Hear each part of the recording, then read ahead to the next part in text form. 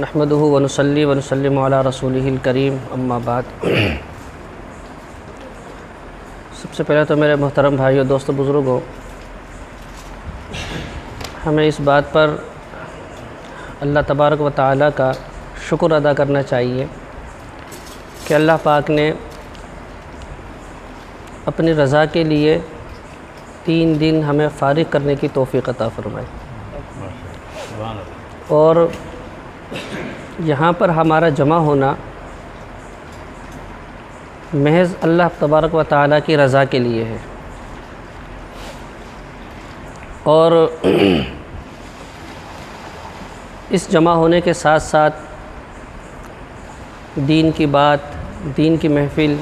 اللہ کے ذکر کی محفل، اور ایسی مقبول اور متبرک اور پرتاثیر دعا کا ورد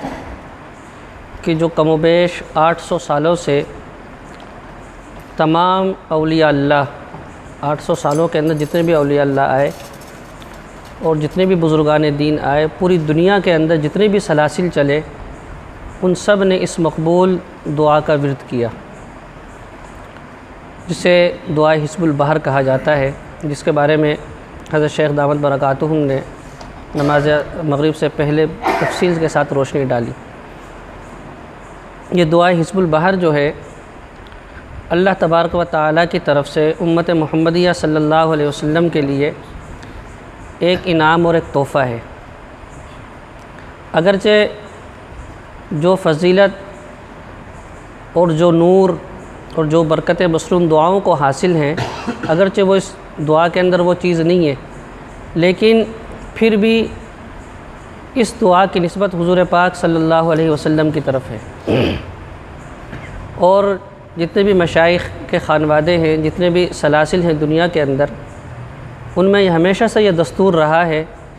کہ جب تک کوئی چیز حضور پاک علیہ الصلاۃ والسلام کے دربار میں مقبول نہ ہو، ان سلاسل میں بھی وہ چیز مقبول نہیں ہوتی، ان سلاسل کے اندر بھی وہ چیز مقبول نہیں ہوتی۔ تو دعا حزب البحر اللہ تبارک و تعالیٰ کے ہاں اس درجے میں مقبول ہے کہ پوری دنیا کے اندر بغیر کسی استثناء کے اس کو پڑھا جا رہا ہے۔ خواجہ حسن نظامی رحمۃ اللہ علیہ، انہوں نے اپنی کتاب میں لکھا ہے کہ حزب البحر کو صرف ہم مسلمان ہی نہیں پڑھتے بلکہ یہود و نصارہ بھی پڑھتے ہیں، اور اس کے اوپر انہوں نے اپنے سفرنامہ مصر کے اندر جو ان کے واقعات پیش آئے، انہوں نے بہت سارے واقعات جو ہے اس کے ذکر کیے۔ اس میں وہ فرماتے ہیں کہ میں ایک جگہ پر گیا تو مجھے ایک یہودیوں کو جو عالم تھا، اس نے مجھے جو ہے ایک تعویذ دیا، اور کہنے لگا کہ یہ تعویذ ہے، ہم اپنی مصائب میں، پریشانیوں میں اس کو تعویذ کو استعمال کرتے ہیں، اور اس کے اندر جو دعائیں لکھی ہوئی ہیں ان کو ہم پڑھتے ہیں۔ تو خواجہ حسن نظامی رحمۃ اللہ علیہ فرماتے ہیں کہ میں نے جب اس تعویذ کو دیکھا، اس میں جو انہوں نے دعائیں ذکر کی تھی ان کو دیکھا، تو وہ دعائیں حزب البحر تھی۔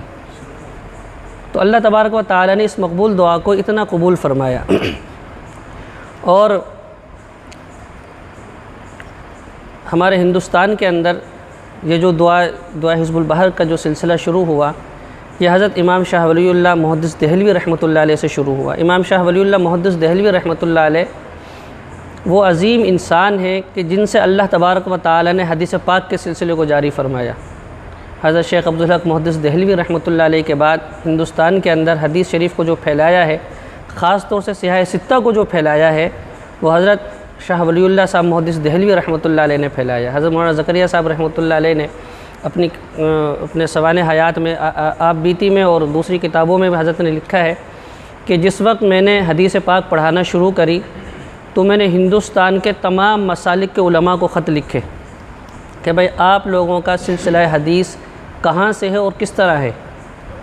حضرت فرماتے ہیں کہ میں نے اس میں اتنے غلو سے کام لیا کہ نہ صرف مسلمان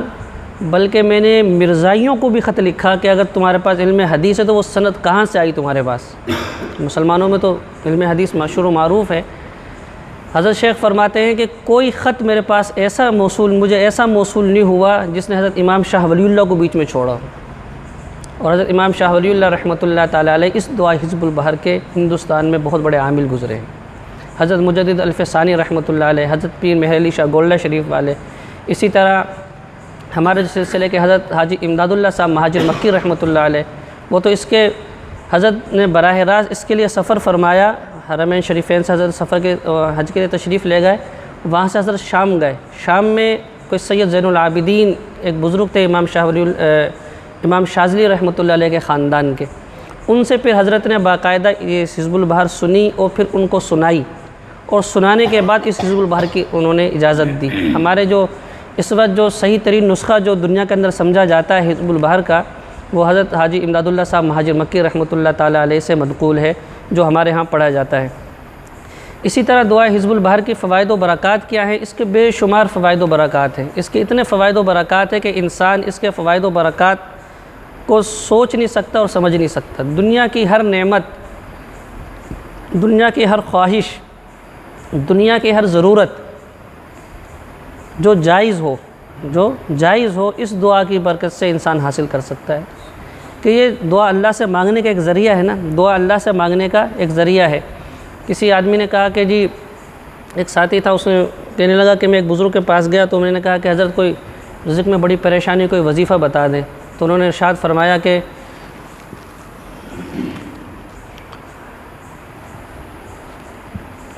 فرمایا کہ رزق بڑھانے کا کوئی وظیفہ نہیں ہے، رزق بڑھانے کا کوئی وظیفہ نہیں ہے۔ ہاں البتہ اللہ سے دعا مانگو تو اللہ پاک بڑھا دیتے ہیں، صرف اللہ سے مانگنا اس کا وظیفہ ہے۔ اور دعا حزب البحر یہ کوئی وظیفہ نہیں، یہ دعا ہے، یہ دعا ہے، اور اس میں ہر ضرورت کا احاطہ کیا ہوا ہے۔ انسان کی جتنی بھی ضرورتیں ہیں، جتنی انسان کی پریشانیاں ہیں، جو انسان سوچ سکتا ہے، اللہ تبارک و تعالیٰ اس دعا حزب البحر کی برکت سے اللہ پاک اس کو نصیب فرماتے ہیں۔ تو ایک چھوٹا سا یہ کتابچہ حضرت شیخ کے افادات کی روشنی میں جو ہے اس کو تیار کیا ہے۔ مختلف حاجتوں میں عام طور پہ ایسا ہوتا ہے کہ دعا حزب البحر ساتھی ہمارے پڑھتے ہیں تو اس کی افادیت اور مختلف ضرورتوں میں پڑھنے کا کیا طریقہ ہے، اس کا عام طور پہ معلوم نہیں ہوتا۔ تو حضرت شیخ دامت برکاتہم کی جو ہے ملفوظات اور آپ کے افادات کی روشنی میں ایک مختصر کتابچہ تیار کیا ہے، جس میں مختلف ضرورتوں کے لیے، مختلف حاجتوں کے لیے پڑھنے کے مختلف طریقے ہیں۔ تمام ساتھی جو ہے اس کو دیکھ لیں، اور جو ہے اس کے اندر جو طریقہ سمجھ میں نہ آئے اس کی حضرت شیخ سے رہنمائی بھی لے سکتے ہیں۔ اور انشاءاللہ اس کو پڑھنے کے بعد ایک تو دعا کی جو اہمیت ہے وہ ہم پر واضح ہوگی کہ اس دعا کی کیا اہمیت ہے، جس کے بارے میں خود امام شاذلی رحمۃ اللہ علیہ فرماتے ہیں کہ اس دعا کے الفاظ کا ایک ایک لفظ میں نے حضور پاک صلی اللہ علیہ وسلم سے لیا ہے، جن کا مشہور معروف قصہ ہے کہ حضرت حج کے لیے تشریف لے گئے اور جو ہے جہاز نہیں ملا، جہاز ملا تو کمزور ملا، اور اس کے جو ملاح تھے، اس کے چلانے والے تھے، وہ سارے عیسائی تھے۔ لیکن حضرت شیخ نے پھر چونکہ حکم یہ ہوا تھا، حضرت شیخ نے فرمایا تھا کہ اللہ نے مجھے حکم دیا کہ میں حج کروں،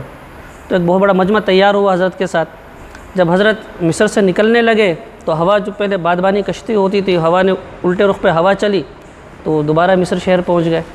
اب وہ ہوا سیدھے رخ پہ چلے تو وہ مکہ جائیں، یہاں تک کہ لوگوں میں یہ بات پھیلنے لگی۔ حضرت تو فرماتے تھے کہ مجھے اللہ نے حکم دیا ہے کہ میں حج کروں، اور حال ہمارا یہ ہے کہ ہم مصر کے کنارے پہ بھی اب تک پڑے ہوئے ہیں۔ تو اللہ تبارک و تعالیٰ نے، حضور پاک علیہ الصلوۃ والسلام نے